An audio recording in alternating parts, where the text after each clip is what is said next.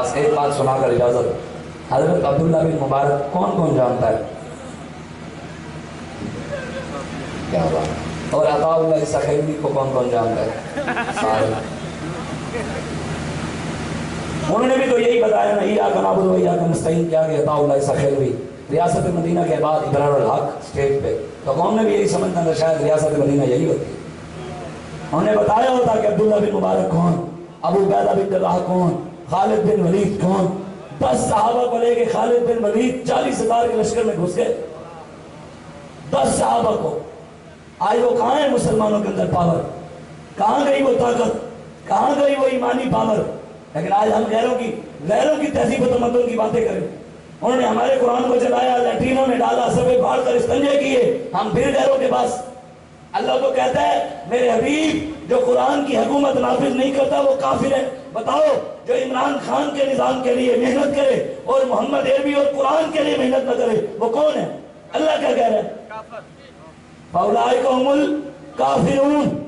جو نواز شریف کے نظام کے لیے تو محنت کرے, لیکن جب محمد عربی کے نظام کی بات آئے, قرآن کے نظام کی بات آئے, کہے دین میں سیاست نہیں ہے. اللہ کہتا ہے جو قرآن کی حکومت نافذ نہ کرے, نواز کی کرے, وہ کون ہے؟ جو زرداری کی حکومت نافذ کرے اور قرآن کی حکومت کی بات نہ کرے وہ کون ہے؟ قرآن کے مطابق رب کا فتویٰ, قرآن کا فتویٰ, وہ کافر ہے. یہ قرآن میں ہے, اللہ نے کہا ہے قرآن کی حکومت نافذ کرو. کوئی کر رہا ہوگا عمران کے لیے محنت, کوئی نواز کے لیے, کوئی زرداری کے لیے, ہم محمد عربی کے نظام کے لیے اور قرآن کے لیے محنت کر رہے ہیں. اللہ ہماری مدد کرے گا. یا ایھا الذین آمنوا ان تنصروا اللہ ینصرکم ویثبت اقدامکم. اللہ فرماتا ہے میرے دین کی مدد کرو, میں مدد بھی کروں گا اور ثابت قدم بھی رکھوں گا. حضرت عبداللہ بن مبارک یہ بات سننے والے ہیں. امام الفقہاء ہیں, امام بخاری کے استاد ہیں اور امام المحدثین ہیں, تاجدار تصوف ہیں, مجاہد ہیں, متقی ہیں, پرہیزگار ہیں, اماموں کے استاد ہیں, پیدل حج کیے ہوئے ہیں اور 1 سال اللہ کی عبادت کرتے, 1 سال آپ جہاد لڑتے تھے, مجاہد بھی تھے. آپ کا وصال ہوا, تفسیر روح البیان میں لکھا ہے. وصال ہوا, کسی نے خواب میں دیکھا, اس نے کہا حضور کیا بنا؟ بزرگ نے دیکھا, کس کیا بنا؟ آپ نے فرمایا 40 سال اللہ نے مجھے جنت میں داخل نہیں ہونے دیا. کتنے سال؟ کس کو؟ عبداللہ بن مبارک امام بخاری کے استاد ہیں, ولی ہیں, محدث ہیں, مفسر بھی ہیں, پرہیزگار بھی ہیں, عالم بھی ہیں, مجاہد بھی ہیں, سب کچھ مکمل. کہا 40 سال ہو. کہا انہوں نے کہا حضور آپ اتنے بڑے عالم, اتنے بڑے متقی, اتنے بڑے پرہیزگار, آپ کے ساتھ یہ بنا, ہمارا کیا بنے گا؟ کیوں آپ کو 40 سال جنت میں داخل نہیں ہونے دیا؟ حضرت عبداللہ بن مبارک نے فرمایا ایک مرتبہ میں جا رہا تھا, گزرتے ہوئے ایک گستاخ رسول پر میری محبت سے نگاہ غلطی سے پڑ گئی. محبت اور شفقت کے ساتھ میں اس کے اوپر نظر ڈال بیٹھا, غلطی سے. اللہ ناراض ہو گیا کہ میرے محبوب کے گستاخ کو تو نے محبت سے غلطی سے دیکھا کیوں ہے؟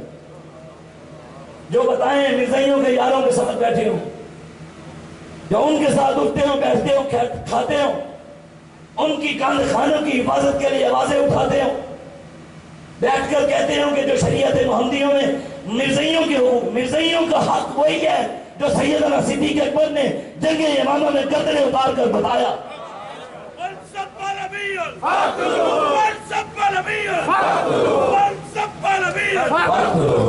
حضرت سعد بن ربیع رضی اللہ تعالیٰ صحابی رسول ہے.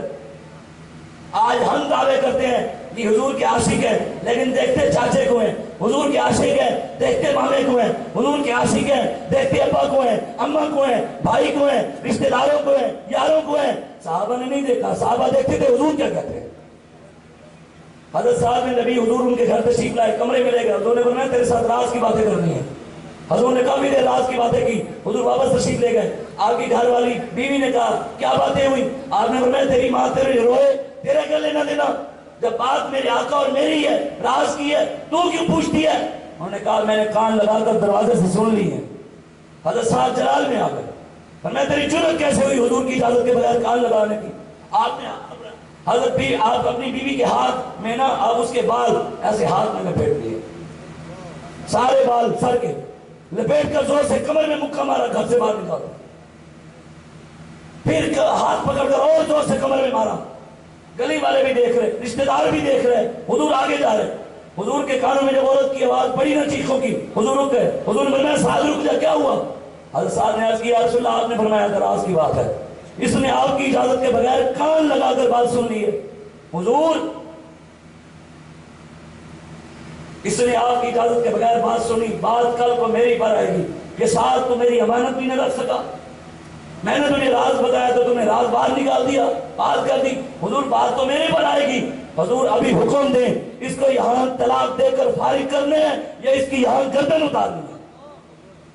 یہ تھے صحابہ. آج صدیوں بعد کچھ سیدنا فاروق اعظم رضی اللہ تعالیٰ عنہ، آپ کو انہوں نے کراچی میں جلایا نہیں، نعوذ باللہ، پتلا بنا کر جلایا. وہاں نہیں گئے کوئی بھی پکڑنے ان کو.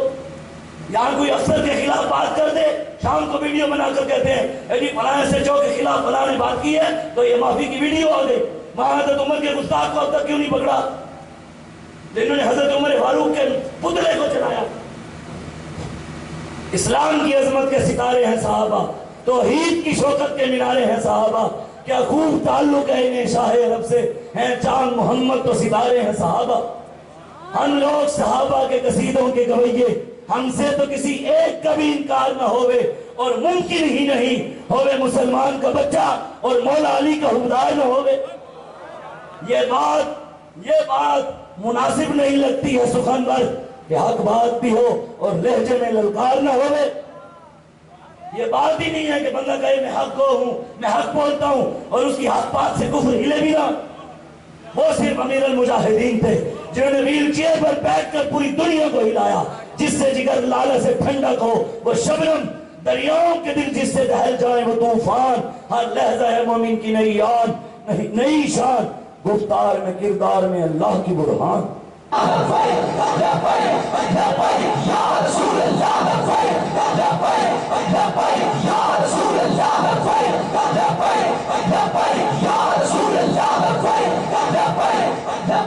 اللہ کے بندے، اما امینہ فرماتی ہیں حضور پہلے دن آئے نا، پہلے دن حضور نے آتے ہی پہلے دن سجدہ کیا.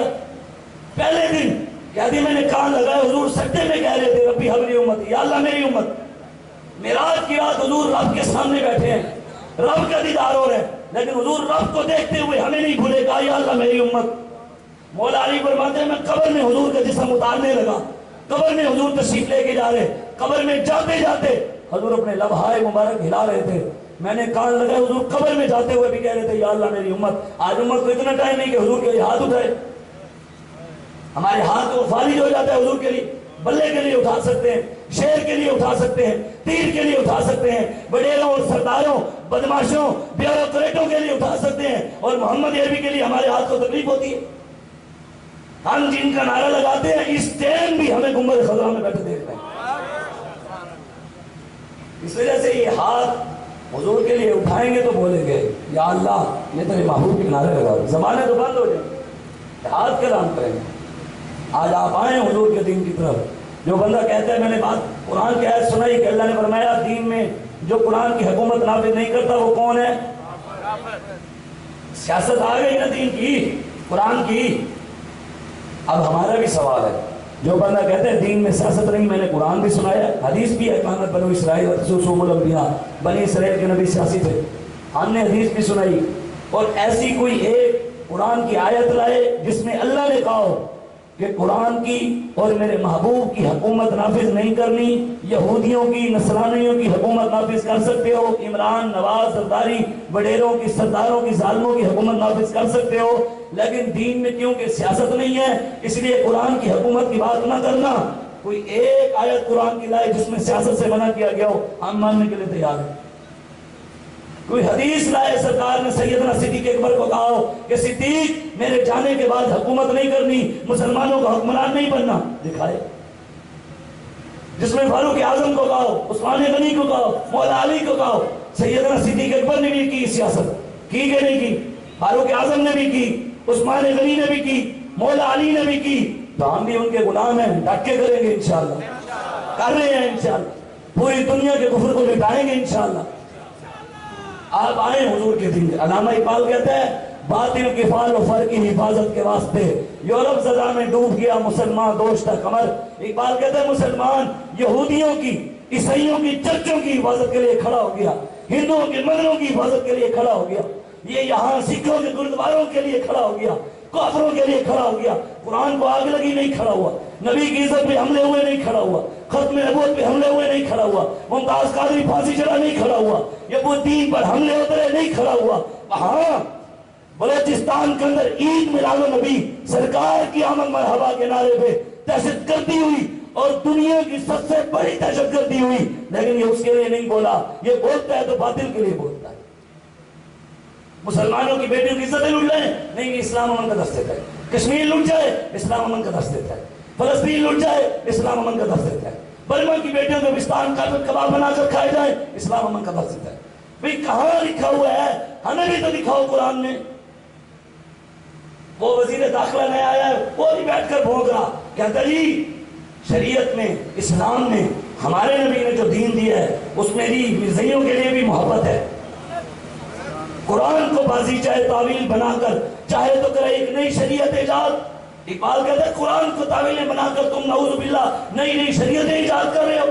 یضل بہ کثیرا، بتائیں آپ دنیا دار لوگ ہیں، میں مولوی ہوں، مجھے کوئی بندہ سمجھائے کہ کیا بغیر استاد کے بندہ بائیو پڑھ سکتا ہے؟ کیا بغیر استاد کے بندہ گھر بیٹھ کر کیمسٹری پڑھ سکتا ہے؟ بغیر استاد کے بندہ ماہر معاشیات اکنامکس پڑھ سکتا ہے؟ بغیر استاد کے انگلش پڑھ سکتا ہے؟ میتھمیٹک پڑھ سکتا ہے؟ تو جب بغیر استاد کے بائیو نہیں پڑھ سکتا، انگلش نہیں پڑھ سکتا، تو بتاؤ نا گوگل پہ بیٹھ کے تم قرآن حدیث کیسے سمجھ لیتے ہو؟ گھر بیٹھ کر تمہیں قرآن کیسے سمجھ آ سکتا ہے؟ اس کے لیے بھی استاد ضروری ہے، اس کے لیے مدرسے جانا ضروری ہے، اس کے لیے بھی استادوں سے پڑھنا ضروری ہے۔ اگر ہم ڈاکٹر کو کہیں ڈاکٹر صاحب آج ہمیں پرچی ہمیں دینے دو، دوائیاں ہمیں لکھنے دو، لکھنے دے گا۔ انجینئر کو کہیں کہ ہمیں نقشہ گھر کا بنانے دو، بنانے دے گا۔ ہم کسی اور جا کر ماہر معاشیات کو کہیں اکنامکس کا لیکچر ہمیں دینے دے گا، میتھ ہمیں پڑھانے دو، پڑھانے دے گا۔ تو پھر کوئی چوڑا اٹھ کر ہمیں دین کیوں سمجھاتا ہے؟ دین ہم نے پڑھا ہے، یہ ممبر ہمارے کسی کے باپ کا نہیں، ہمارے نانے کا ہے، ہمیں بتائیے گا کیا بات کرنی ہے اور کیا نہیں کرنی۔